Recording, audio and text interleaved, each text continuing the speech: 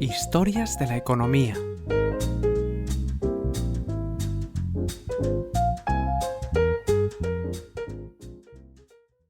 Episodio 211. La mayor estafa de la historia de Francia.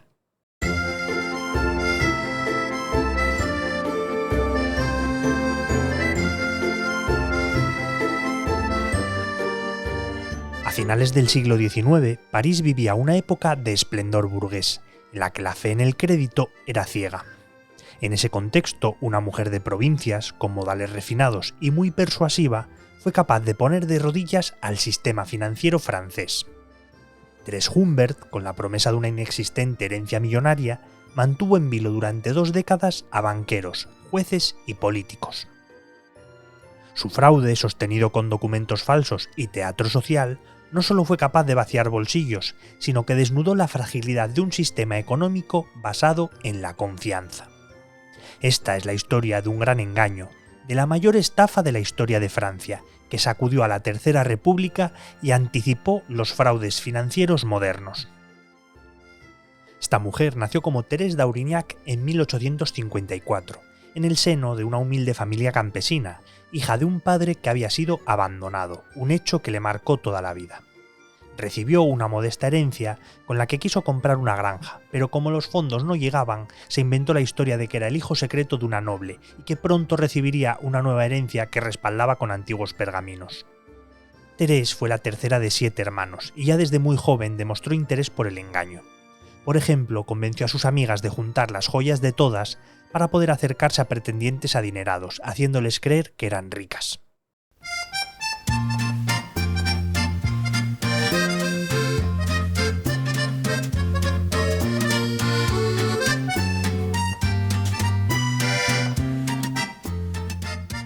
Logró casarse con Frédéric Humbert, del que recibiría su apellido.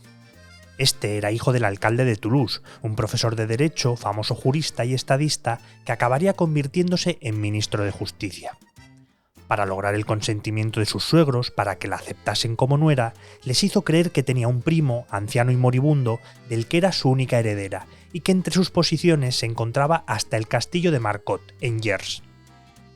Su sucia estratagema fue descubierta por su marido, una de las primeras víctimas de sus mentiras, aunque estaba profundamente enamorado de su aplomo y de su encanto, por lo que la relación continuó adelante. En 1879, recién casada, Teresa Humbert aseguró que en un tren había empezado a escuchar gemidos en el departamento contiguo. Se acercó y allí descubrió a un hombre que estaba sufriendo un ataque al corazón, al que logró ayudar, evitando su muerte. La víctima resultó ser un millonario estadounidense, un tal Robert Henry Crawford, que dijo estar profundamente agradecido y que algún día se lo compensaría. Y ese día finalmente llegó. 2 años después, Thérèse recibió una carta indicando que el millonario estadounidense había fallecido y que la había nombrado beneficiaria de su testamento. El problema es que la carta añadía que los sobrinos de Crawford habían impugnado el testamento, presentando otro en el que se les nombraba únicos herederos.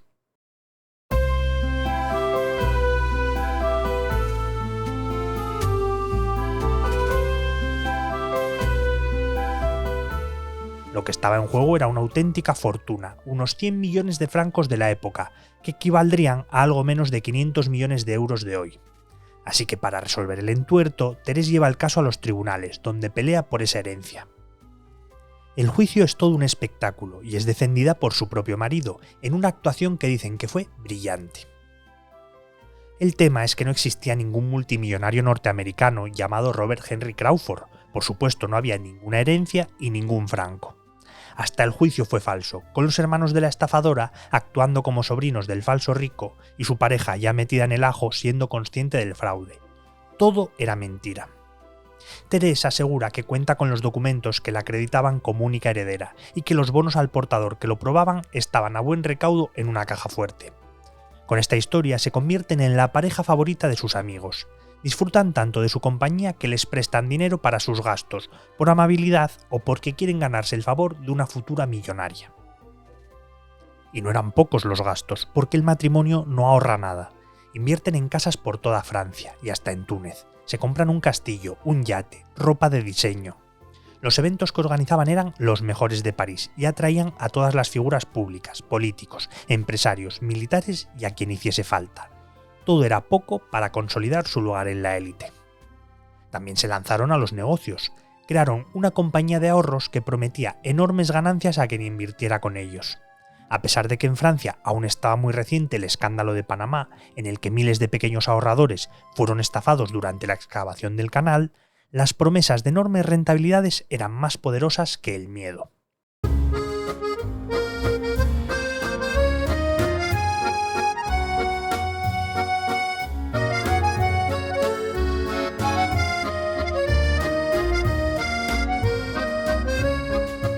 Cuando los acreedores empezaron a pedir que les devolvieran su dinero, los Humbert recurrían a nuevos prestamistas. Y así sucesivamente durante 20 años. Era una especie de estafa piramidal, un esquema Ponzi, antes de que el propio Ponzi lo crease. Llegaron a estafar más de 50 millones de francos, que les permitieron vivir como auténticos millonarios. Pero con el cambio de siglo, las sospechas eran cada vez más grandes, y a los acreedores no les cuadraban las cifras, y hasta la prensa empezó a señalarles. Así que un juez, presionado por las numerosas demandas, ordenó que abriesen la legendaria caja fuerte que respaldaba su tren de vida. Y en 1901 llegó el esperado momento. Y al abrir la caja fuerte, allí no encontraron nada, o casi nada. La leyenda cuenta que había un ladrillo o periódicos viejos, otros dicen que había un botón, un penique y hasta una moneda italiana. Pero lo que está claro es que allí no había ninguna fortuna. El escándalo sacudió a toda Francia y todo su entramado financiero. Miles de acreedores y de inversores se arruinaron. Los Humbert habían huido del país, pero fueron detenidos finalmente un año después en Madrid. Thérèse Humbert y su marido fueron condenados a 5 años de trabajos forzosos. Sus hermanos, los falsos sobrinos, a 2 y 3 años. Mientras que el resto de la familia, incluyendo su prestigioso suegro, que siempre les defendió, fueron considerados víctimas de la estafa y no fueron procesados. El final de su vida tiene aún más incertidumbres que su fraude. Tras salir de la cárcel, cuentan que se fue a Chicago, donde vivió hasta su muerte en 1918. Las víctimas de su fraude tampoco quisieron hacer mucho ruido, pues no querían pasar más vergüenza, así que tampoco se le dio más importancia. Pero en 1930 un artículo publicado en prensa aseguraba que Teresa Humbert seguía viviendo en París humildemente.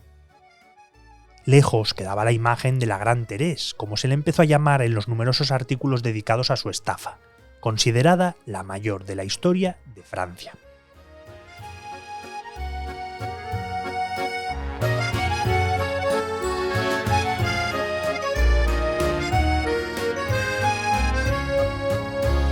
La edición sonora y la selección musical de este capítulo son de Remo Vicario, mientras que el texto y la locución son míos y soy Javier Calvo.